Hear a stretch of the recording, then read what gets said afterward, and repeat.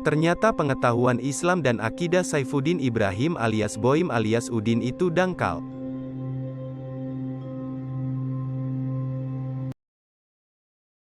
Karena dangkalnya wawasan keislamannya itu jugalah tidak heran dia bisa murtad hanya dalam tempo 3 bulan.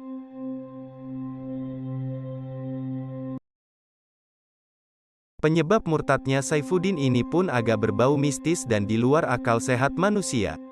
Sebagaimana ditulis dalam testimoninya setebal 138 halaman, pada halaman 8 Udin menuliskan kemurtadan dirinya bermula pada tanggal 16 Januari tahun 2006.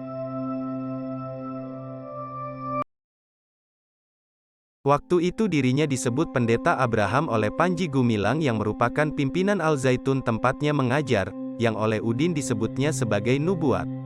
Sejak saat itulah pikirannya jadi kacau dan tidak tenang, dan lebih suka dipanggil Abraham.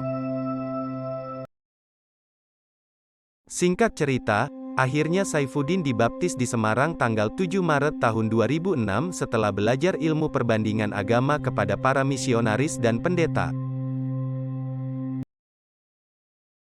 Terlepas dari ketentuan Allah Subhanahu wa Ta'ala, dari peristiwa itu bisa kita saksikan betapa dangkal atau lemahnya keyakinan Saifuddin terhadap Allah Zat yang Maha Tinggi hanya karena alasan irasional.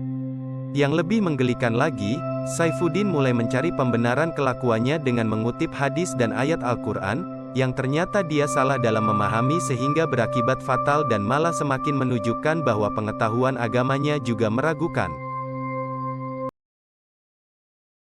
Saifuddin mengutip agama adalah akal, tidak ada agama tanpa akal, yang disebutnya sebagai hadis.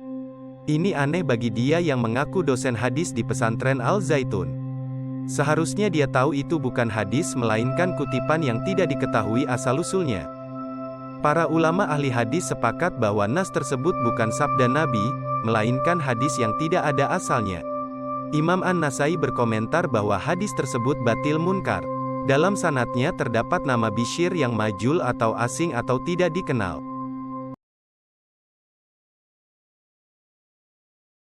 Kata Saifuddin surat Maryam ayat 33 membuatnya memahami ketuhanan Yesus dan menggenapi semua kisah Yesus yang telah berlaku karena menggunakan fiil madi yang berarti kata kerja masa lampau. Yang menurutnya berarti kejadian kebangkitan Yesus dan hidup kembali telah terjadi lebih dari 2000 tahun yang lalu. Dengan kutipan itu, patut dipertanyakan wawasan Saifuddin terhadap ilmu bahasa Arab. Tidak benar kesimpulannya bahwa surat Maryam ayat 33 menyatakan ketuhanan Yesus karena menggunakan fiil madi.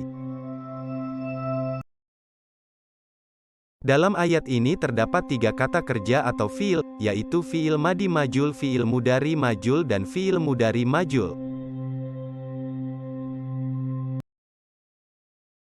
Ungkapan Nabi Isa pada ayat tersebut yaitu telah dilahirkan menggunakan fiil madi majul karena peristiwa kelahirannya sudah terjadi. Sedangkan kalimat akan dimatikan dan akan dibangkitkan memakai fiil mudari, karena peristiwa kematian dan kebangkitannya belum dan akan terjadi. Kelihatan sekali kalau murtadin penista dan pendusta ini menafsirkan ayat Al-Quran dengan semaunya sendiri.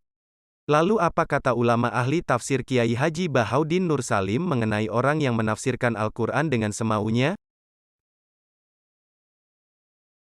Makanya bahaya sekali nafsirkan Quran tanpa ilmu. Sampai ada ancaman man fassarul Quran bi ra'yihi falyatabawa maq'adahu minan nar. Orang menafsirkan Quran dengan semaunya sendiri, maka sama juga pesan satu tiket di neraka. Jadi sampean sama saya itu potensi masuk neraka saya sebetulnya. Karena saya nekuni tafsir. Itu bahaya sekali.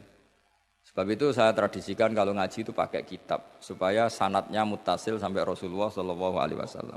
Enggak boleh mengajarkan Quran terjun bebas menurut saya. Memangnya agama menurut kamu enak aja.